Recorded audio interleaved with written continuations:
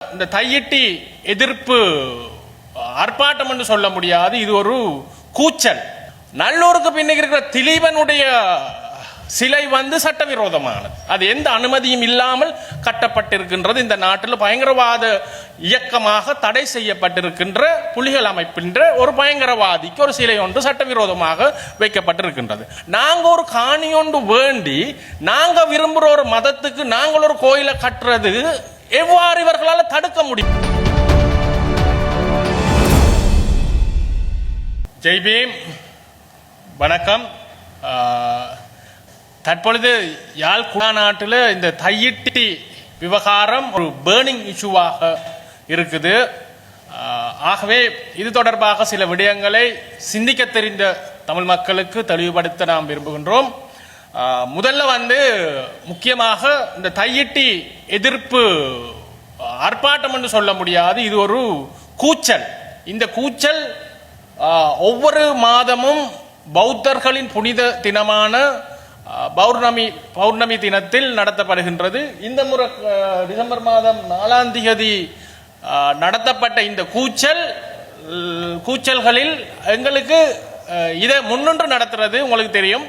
அகில இலங்கை தமிழ் காங்கிரஸ் ஜிஜி பொன்னம்பலம் அவர்களால் ஸ்தாபிக்கப்பட்ட கட்சியிட சில உறுப்பினர்கள் தான் தொடர்ச்சியாக இந்த பௌத்த ரஜமகா விகாரைக்கு, பண்டைய வரலாற்று சிறப்புமிக்க விகாரைக்கு எதிராக கூச்சலிட்டுக் கொண்டிருக்கின்றார்கள். அதில் பிரதானமாக போன முறை 4ஆம் தேதி நடந்த இவர்கள் போட்ட கூச்சல்ல இது சோஷியல் டிசேபிலிட்டிஸ் ஆக்ட் என்று சொல்ற சமூக குறைபாடுகள் தடுப்பு சட்டம், அதாவது prevention of social disabilities an act to prevent the imposition of social disabilities on any person by reason of their caste, அதாவது சாதிய ரீதியான ஒடுக்குமுறைக்கு எதிராக 1957ஆம் ஆண்டு கொண்டு வரப்பட்ட சட்டம் இது. இந்த சட்டத்தின் பிரகாரம் ஒரு நபரை சாதிய ரீதியில ஒடுக்குமுறைக்கு உட்படுத்துவது சட்டப்படி, இந்த சட்டப்படி குற்றமாக இந்த சட்டம் கூறுகின்றது. அப்ப போன முறை இவர்கள் இந்த விகாரைக்கு எதிராக போட்ட கூச்சல்களுக்கு மத்தியில யாழ் சாதிய கட்டமைப்பில் புறக்கணிக்கப்படும் மக்களான, ஒடுக்கப்படும் மக்களான பறையர்களை குறிவைத்து பறையா என்கின்ற சொல் பதம் பாவிக்கப்பட்டிருந்தது ஒரு வசவாக. ஆகவே அதுக்கு எதிராக நாம் இந்த சட்டத்துக்கு அந்த வசவை பொது வெளியில் மேற்கொண்ட நபர்களுக்கு எதிராக இருவர், ஒரு சட்டத்தரணியின் வாயிலிருந்தும் இந்த சொல் வந்தது. அவருடைய பெயர் நடராஜர் காண்டீபன். நாங்கள் மிக திருப்ப இந்த காணொளிகளை பார்த்து இப்பொழுது எமது சட்ட வல்லுநர்களிடம் கையளித்திருக்கின்றோம். இவர்களுக்கு எதிராக 1957ஆம் ஆண்டு கொண்டு வரப்பட்ட சமூக குறைபாடுகள் தடுப்பு சட்டத்தின் கீழ், பிரிவென்ஷன் ஆஃப் சோஷியல் டிசேபிலிட்டிஸ் ஆக்டுக்கு கீழே சட்ட நடவடிக்கைகளை எடுப்பதற்கு நாம் ஆரம்பித்திருக்கின்றோம். ரைட். அடுத்த மிக முக்கியமான விஷயம், இந்த தையிட்டி வரலாற்று சிறப்புமிக்க திஸ்ஸவிகாரைக்கு எதிரான இந்த போராட்டம் என்று அவர்கள் சொல்கின்றார்கள். சரி, இந்த ஆர்ப்பாட்டம் தொடர்பாக நாங்கள் ரெண்டு விஷயத்தை மக்களுக்கு தெளிவுபடுத்த விரும்புகிறோம். இது புதுக்குடியிருப்புல மணல் குளம் என்கின்ற இடத்துல ஒரு 9 ஏக்கர் பரப்பிலான நீர்நிலை ஆக்கிரமிக்கப்பட்டு 3 ஏக்கர்ல கோயில் ஒன்று கட்டப்பட்டிருக்குது. அது சட்ட விரோதமானது என்று தெளிவாக மனித உரிமைகள் ஆணைக்குழுவில் இந்த மக்கள் போய் அந்த நீர்நிலையை பாவிக்கின்ற ஒடுக்கப்பட்ட மக்கள் போய் கொடுத்த முறைப்பாட்டுக்கு அமைய மனித உரிமை ஆணைக்குழு வெளியிட்ட அறிக்கை இது. இந்த அறிக்கை 2019ஆம் ஆண்டு அவர்கள் வெளியிட்டார்கள். இந்த கோயில் சட்ட விரோதமானது என மனித உரிமை ஆணைக்குழு அறிக்கை ஒன்று வெளியிட்டிருக்கின்றது.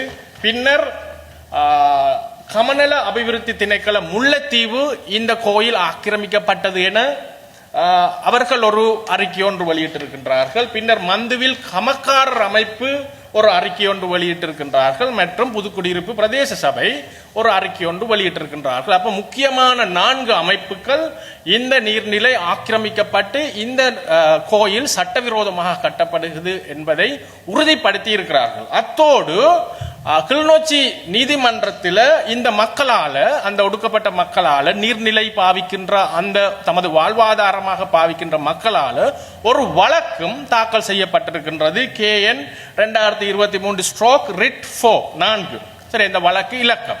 அப்ப இந்த மக்கள் தங்களுடைய நீர்நிலை ஆக்கிரமிக்கப்பட்டதற்கான ஆவணங்கள் சகலத்தையும் பொது வழியில் வெளியிட்டிருக்கின்றார்கள். ஒன்று.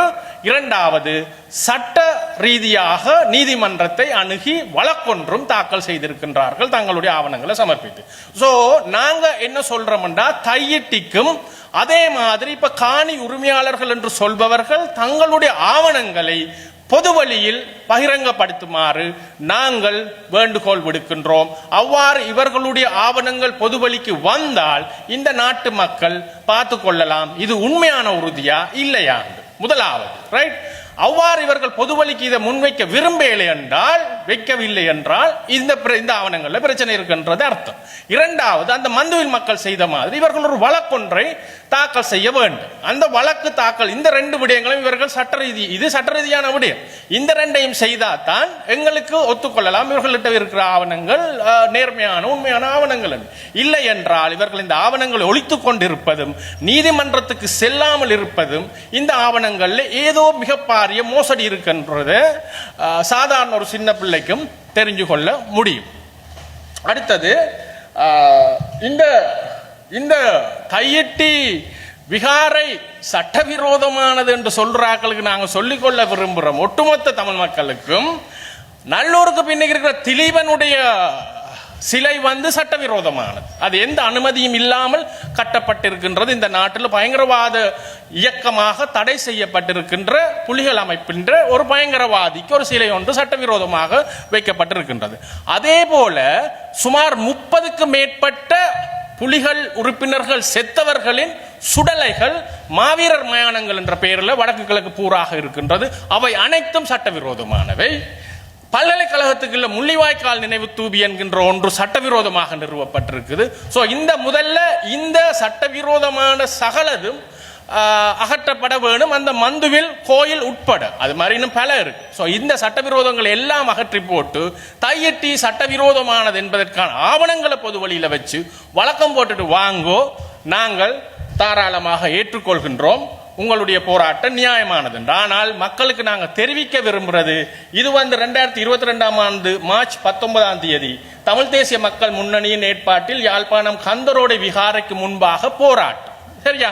அப்ப இந்த கந்தரோடு என்றது ஒரு பௌத்த ஆர்கியாலஜிக்கல் தொல்லியல் சைட். இது ஏர்லி செட்டில்மெண்ட் இன் ஜெஃப்னா என்கின்ற புத்தகத்தில் வெள்ளக்கார பிரித்தானியர்கள் மேற்கொண்ட தொல்லியல் ஆய்வினூடாக, பென்சில்வேனியா பல்கலைக்கழகத்தால் மேற்கொண்ட ஆய்வினூடாக இது உறுதிப்படுத்தப்பட்டிருக்கு. இது பௌத்த ஒரு சைட். அதுவும் பிசி அதாவது கிறிஸ்துவுக்கு முன் 4வது நூற்றாண்டு பழமை வாய்ந்தது.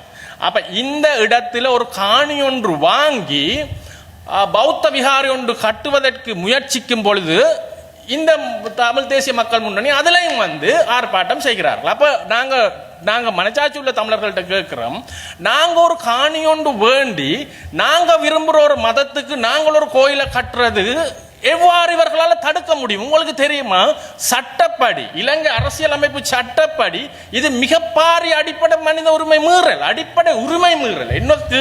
எங்களுக்கு இந்த நாட்டு சிட்டிசனுக்கு இது இலங்கையோட சோசியலிச குடியரசு அரசியல் அமைப்புல அத்தியாயம் 3 10வது ஆர்டிகல் 10 என்ன சொல்லுது? அடிப்படை உரிமைகள்ல பிரதானமானது ஆளொருவருக்கு தான் விரும்பும் மதத்தை அல்லது நம்பிக்கையை உடையவராய் இருப்பதற்கான அல்லது மேற்கொள்வதற்கான சுதந்திரம் இருக்கு.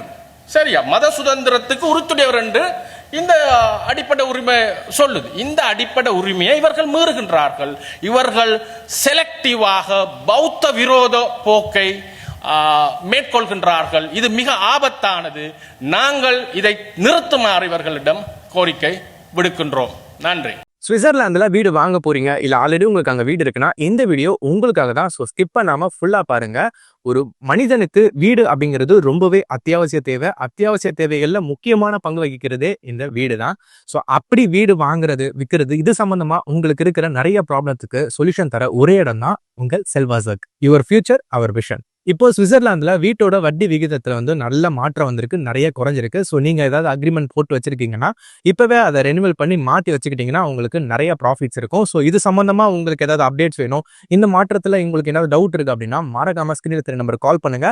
சுவிட்சர்லாந்துல நீங்க வீடு வாங்கணும் இல்ல வீடு விற்கணும் அந்த மாதிரி ஏதாவது உங்களுக்கு தேவைகள் இருந்தா மறக்காம எங்களை காண்டாக்ட் பண்ணுங்க. உங்களோட எல்லா தேவைகளையும் உங்க ஃபேமிலியில ஒரு மெம்பரா இருந்து நாங்க பார்த்து பண்ணி கொடுப்போம். இது உங்கள் செல்வாசக். இச்செய்திகளுக்கு பிரதான அனுசரணை செல்வாசோக் இமோபிலியன், சுவிஸ் நாட்டில் முன்னணி நிறுவனம். தொடர்புகளுக்கு 07951464428. வீடு வாங்க, வீடு கட்ட, வீடு திருத்த மற்றும் வீட்டுக்கடன். Your future our vision. இது போன்ற மேலும் பல முக்கிய சுவாரஸ்யமான செய்திகளை அறிந்து கொள்ள லங்காஃபோ யூடியூப் சேனலை சப்ஸ்கிரைப் பண்ணுங்கள். எமது செய்திகள் உடனடியாக கிடைக்க பெல் பட்டனை அழுத்துங்கள். அத்தோடு எமது செய்திகளை மற்றவர்களும் பார்வையிட ஷேர் செய்யுங்கள். நன்றி.